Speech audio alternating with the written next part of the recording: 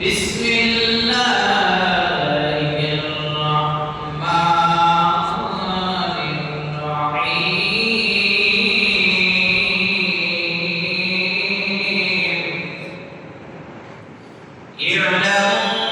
اعلموا أنما الحياة الدنيا لعب ولهو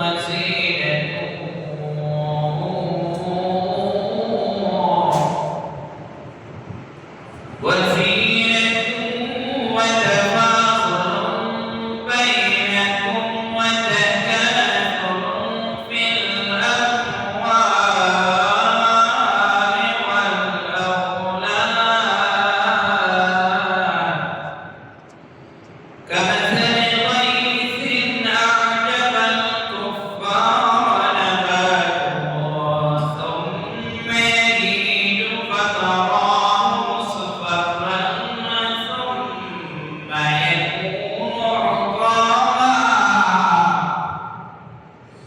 وفي الآخرة عذاب شديد ومغفرة من الله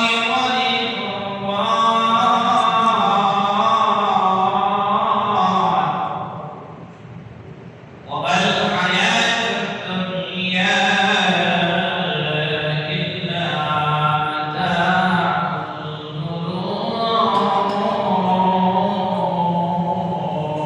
الغرور صدقت يا ربنا إن الله وملائكته يصلون على النبي يا أيها الذين آمنوا صلوا عليه وسلموا تسليما اللهم صل على سيدنا مولانا محمد وعلى آل سيدنا مولانا محمد أكثرتي تدريسي ما يبين الكريم أكارتي تبجيكي جديدنا الدنيا جديدنا الدنيا اللهم سيدنا مولانا محمد وعلى آل سيدنا مولانا محمد بلغ العلا بكماله كشف الدجى بجماله حسنت جميع خصاله صلوا عليه وآله সম্মানিত মুআদ্দিন মুহতারাম পবিত্র জুমাতি আল্লাহ রাব্বুল আলামিনের বড় হুকুম জুমাতের ফরজ সালাত আল্লাহ সুবহানাহু ওয়া তাআলা আমাদের সকলকে আল্লাহ পাকের বড় হুকুম জুমাতে সপ্তাহে মুসলমানের ব্যক্তি এই দিনে অসংখ্য ব্যস্ততার বিপত্তি আল্লাহ পাক বাছাই করে আল্লাহর ঘরে আসা বসার কিছু কথা বলা এবং শ্রবণ করার মতো শক্তি দান করলে সেই জন্য সেই মহান রব্বে কারিমের দরবারে কালিমাতুশ শুকর আদায় করি বলে আলহামদুলিল্লাহ রব্বানা লাকাল হামদ হামদান কাসীরা طيبا مباركا فيه يا ربي لك الحمد الجلال والإكرام وعظيم السلطان আমরা আল্লাহ পাকের বড়ত্ব আদায় করলাম। আল্লাহ পাকের সেই বড়ত্ব আদায় করার সাথে সাথে এই পৃথিবীর জমিনে জন্ম নিয়ে অক্লান্ত পরিশ্রমের মাধ্যমে আমরা কোরআন পেয়েছি। সেই নবীর সাথে সবাই দরুদ সালাম পেশ করি, সবাই বলি সাল্লাল্লাহু আলাইহি ওয়াসাল্লাম। আল্লাহ পাক এই পৃথিবীর জমিনে এমন একটা বিধান দিয়েছে, এমন একটা কিতাব নাযিল করেছে, যে কিতাব আমরা তেলাওয়াত করি, আমরা পড়ি, আমরা জানি। যদি এই কিতাবটি এই পৃথিবীতে যাতে বাস্তবায়ন না হয়, কিতাব নাযিল না হয়, কিতাব যার উপরে নাযিল হবে সেই মানুষটাকে ৮০ থেকে ১০০ বার হত্যার শিকার হতে হয়েছে। সেই মানুষটার নাম মুহাম্মদ রাসূলুল্লাহ সাল্লাল্লাহু আলাইহি ওয়াসাল্লাম। সেই মানুষটা জীবনে যার জীবনে কোনো গুনাহ নাই, যার জীবনে কোনো মিথ্যা নাই, নিষ্পাপ, সেই মানুষটাকে কাফেররা তারা দুনিয়া থেকে ষড়যন্ত্র করে বিদায় করার জন্য অনেক চেষ্টা করেছে। কিন্তু আল্লাহ রাব্বুল আলামিন বলেছেন, ইয়া আইয়ুহার রাসূল কাফির মা উনজিলা ইলাইকা মির রাব্বিক ওয়া ইন লাম তাফআল ফামা বাল্লাগতা রিসালাত আল্লাহু ইয়াসিমুকা মিনান নাস। এই আয়াতের ভিতরে আল্লাহ তাআলা যে বিধান দিয়েছে এটা প্রচারের কথা বলা হয়েছে, কিন্তু ইয়াসিমুকা মিনান নাস এটা মোজারা যারা বর্তমান বৈশ্বিক ফিউচার যারা আল্লাহর দ্বীনের দাওয়াতের কাজ সঠিকভাবে করতে যাবে, যদি কেউ বাধা হয়ে যায়, যদি কোনো সমস্যার সম্মুখীন হয়ে যায়, আল্লাহ তাআলা তার সেই বিপদ থেকে বাঁচিয়ে দেওয়ার এরাদা করেছে। তুমি যদি আমার কাজ করো, তাহলে আমি করো, তোমাকে সমস্ত ষড়যন্ত্রের হাত থেকে আমি আল্লাহ তোমাকে বাঁচিয়ে দেবো। সুবহানাল্লাহ। যাই হোক, সেই নবীর উপরে কোরআন নাযিল হয়েছে। আমি পবিত্র কালামে সূরা হাদীদের ২০ নম্বর আয়াত তেলাওয়াত করেছি। এখানে কিছু কথা বলার চেষ্টা করব। আল্লাহ তাআলা কোরআনের কথাগুলো বলা ধরন সহ আমরা যেন বুঝতে পারি, সেই লক্ষ্যে যেন আল্লাহ তাআলা আমার জবান দিয়ে বাইর করে আল্লাহ তাআলা আমাদের সঠিক কথাগুলো বলার এবং শ্রবণ করার শক্তি দান করে, বলেন আমিন।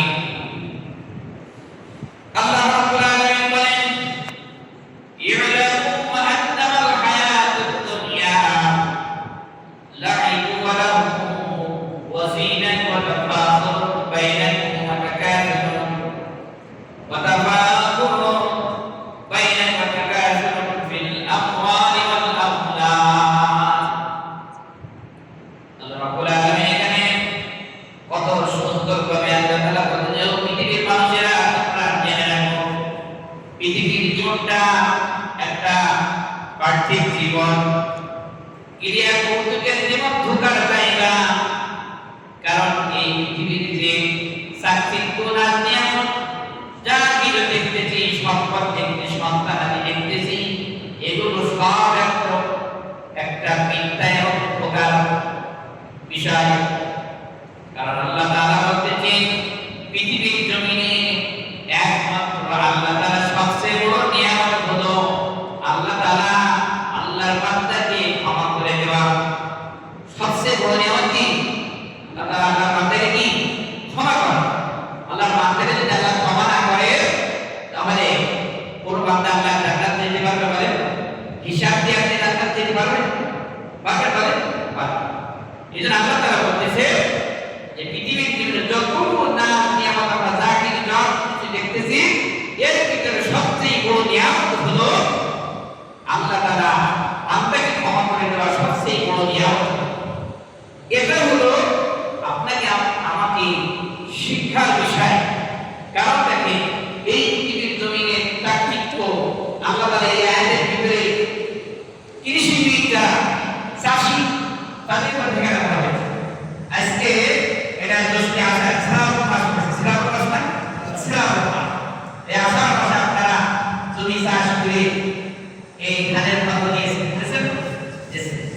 এমন এই যে পাতা চিকচিক করতেছে না, সব কিছু বর্ত আকার হয়েছে।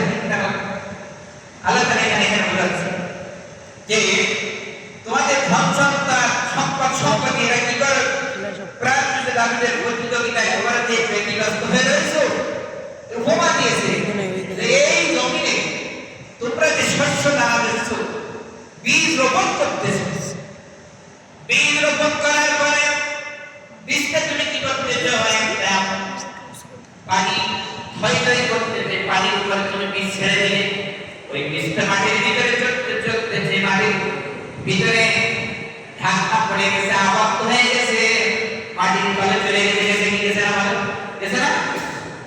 কিন্তু আল্লাহ রাব্বুল আলামিনের হুকুমে আবার ওই মাটির তলে থেকে কেমন ভাবে কুদরে আল্লাহর হুকুমে সুন্দর, এমন দেখেন কত সুন্দর ভাবে আপনার চোখ যখন দৃষ্টি যখন ওই পাতার দিকে তাকাবে, আপনার চোখে এমন শান্তির মোহনা চলে আসবে, কি আসবে না?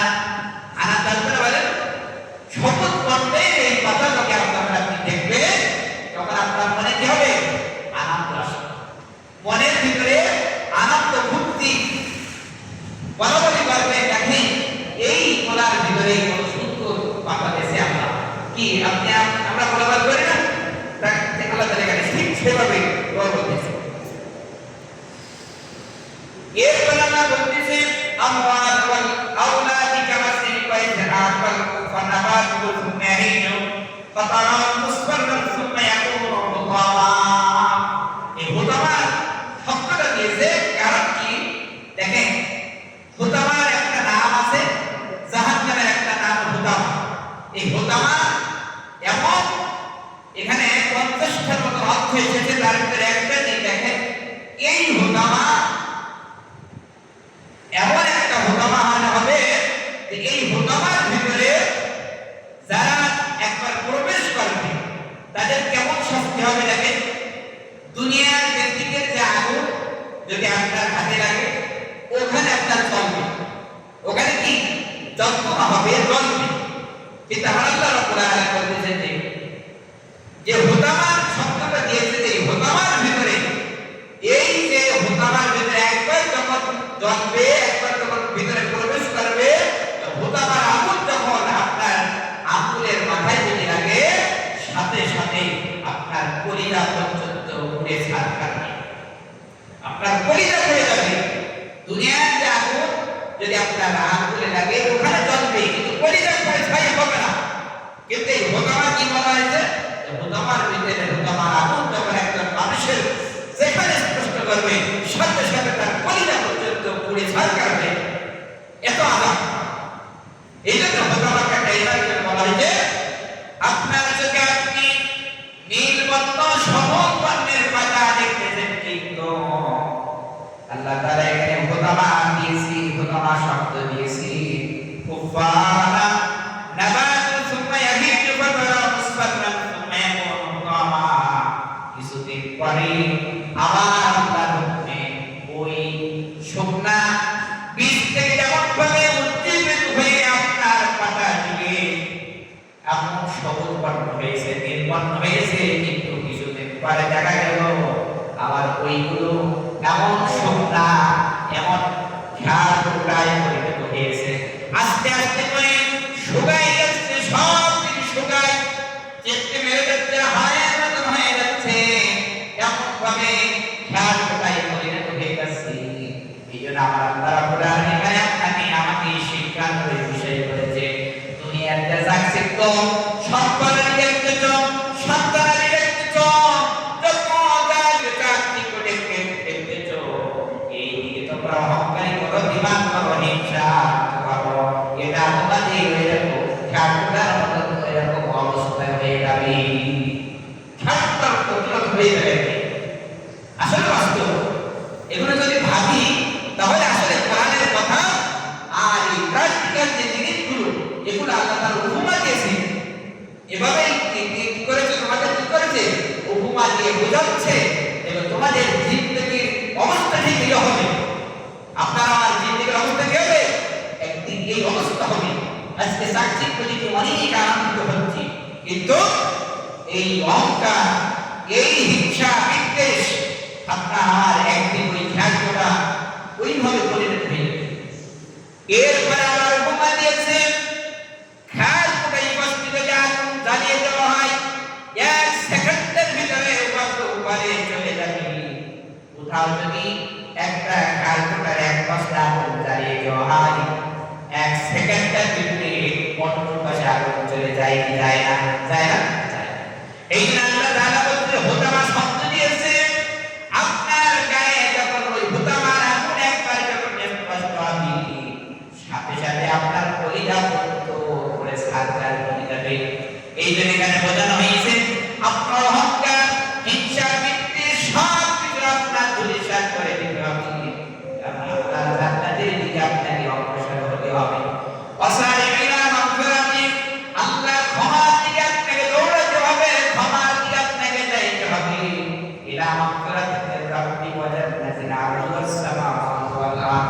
আল্লাহ তাআলা জান্নাতের দিকে যদি আপনি অগ্রসর হতে পারেন, কেমন জান্নাত? সামাওয়াতু ওয়াল আরদ, আসমান এবং জমিনের ভিতরে যত ফাঁকা জায়গা, বিশালতা দেখা যাচ্ছে, এমন জান্নাতের ভিতরে, এমন জান্নাতের জন্য আপনি এমন ভাবে দৌড় করতে থাকেন, করতে থাকেন। আর ওই জান্নাত এমন জান্নাত হবে যে জান্নাতের বিশালতা দেখা যাচ্ছে, আসমান এবং জমিনে বরাবর যত বিশালতা দেখা যাচ্ছে। সামাওয়াতি ওয়াল আরদ উইদ্দাত লিল মুত্তাকিন, আর ওই জান্নাত আল্লাহ রাখছে মুত্তাকিদের জন্য। মুত্তাকি কারা? দেখেন, মুত্তাকি হতে হবে, মুমিন হতে হবে। একজনের নাম যদি মুমিন হয়, সে কি মুমিন হবে বলেন? না।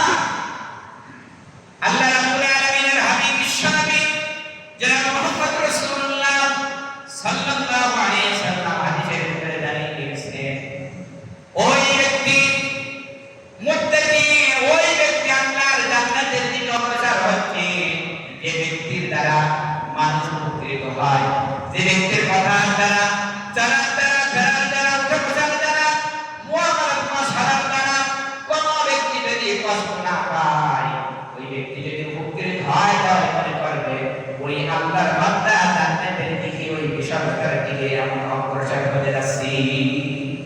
এমন মানুষ আছে না? বলেন, আছে না? তার আচার ব্যবহার, উঠা বসা, চলাফেরা দেখলে মনে করে আরে মানুষটা খুবই ভালো মানুষ। কি ভালো মানুষ আমরা বলি না? কারণ দেখেন, আল্লাহর হাবিব বিশ্বনবী জনাব মুহাম্মদ রাসূলুল্লাহ সাল্লাল্লাহু আলাইহি ওয়াসাল্লাম এই জন্য বলেছেন, দেখেন, 3টা দিন জুমার দিন, 3 জুমার দিন এই মজলিসের ভিতরে একজন সাহাবীর কথা আল্লাহর হাবিব সাল্লাল্লাহু আলাইহি ওয়াসাল্লাম বাইরে পড়াচ্ছেন, দেখো ওই যে বান্দা তোমাদের সাহাবী ভাই আসতেছে, উনি আল্লাহর জান্নাতি। সাহাবীরা আবার এগুলো খেয়াল করতেন, কারণ সাহাবীরা কে কিভাবে আমল করবে, যদি সে 2 রাকাত নামাজ পড়ে, ও 4 রাকাত নামাজ কিভাবে পড়বে, এইটাই সে বেশিভাবে দেখতো যে আমি 4 রাকাত পড়তে পারি, একটা রোজা রাখলে সে 2টা রোজা রাখতে পারি। এই প্রতিযোগিতামূলক তারা আমল করতেন। কারণ আল্লাহ তাআলা বলেছেন যে আহসানু আমালা, আমি আল্লাহ তাআলা পরীক্ষা করার জন্য তোমাদেরকে দুনিয়ায় পাঠিয়েছি, এই জন্য দেখতেছে আমি বান্দার জীবনের ভালো আমলগুলো দেখতে চাই। বান্দার জীবনের কি ভালো আমল দেখতে চাই। তাহলে ভালো আমল দেখেন, তারা ভালো আমলগুলো খুঁজে যে ওই আমার সাহাবী ভাই সে কেমন ভালো কাজ করতে, তার দিকে তারা আমল করার চেষ্টা করতে। কিন্তু আজকে আমরা তো না, আমরা কি করি, একদিন যদি মদ জুয়ায় লিপ্ত হয়ে যায়, আমরা সর্বদেশে আমরা ঠিক ওই অবস্থান পেয়ে কি যাইতে যাই না? বলেন, সৎসাথে সর্ববাস, অসৎসাথে কি সর্বনাশ হয়ে যাচ্ছে। আপনি দেখবেন 5 জন মানুষ, 5 জনের ভিতরে 4 জন যদি ভালো মানুষ হয়, 1 জন যদি খারাপ মানুষ হয়, ওই 4 জনের সাথে চলতে চলতে ওই খারাপ মানুষটা ভালো পরিণত হয়ে যায়। কিন্তু 4 জনের ভিতরে 3 জন যদি খারাপ হয়, 1 জন যদি ভালো হয়, ওই ভালো মানুষটা ওদের সাথে চলাফেরা করতে করতে একদিন খারাপ হয়ে যায়। আজকে একটু ভাববে দোস্ত, আজকে এটা তুই খা, একটা টান করে দেখ, কি এইভাবে বলে না? বলে এইভাবে মানুষ খারাপ হয়। এই জন্য আল্লাহর হাবিব বিশ্বনবী জনাব মুহাম্মদ রাসূলুল্লাহ সাল্লাল্লাহু আলাইহি ওয়াসাল্লাম 3 দিন 3টা জুমায় একই মজলিসের ভিতরে ওই সাহাবীর পাশে যখন বলল তোমার এই ভাই আল্লাহর জান্নাতি, এই কথা বলার সাথে সাথে সাহাবীদের ভিতরে এমন সব গুরুজন সৃষ্টি হয়ে গেল যে আল্লাহর নবীর মুখ থেকে যে কথাটা বাইর হয় এই কথাটা বন্দুকের গুলি মিস হতে পারে, কিন্তু আল্লাহর নবীর মুখের বাণী মিস হতে পারে না। হযরত ওমর রাদিয়াল্লাহু তাআলা চলে গেলেন তার বাড়িতে মেহমান নিয়ে। 3 দিন পর্যন্ত তার বাড়িতে থাকলো। থাকার পরে 3 দিন পরে বলতেছে, আল্লাহর সাহাবী, একটু বলো দেখি তোমার জীবনে কেমন আমল আল্লাহর কাছে পছন্দনীয়, যার বিনিময় বিশ্ব নবী জুমার দিনে একই মজলিসে 3 দিন পর্যন্ত জান্নাতি বলে ঘোষণা করে দিয়েছি।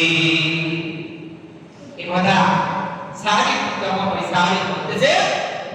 বলতেছে, ভাই আমার জন্য তো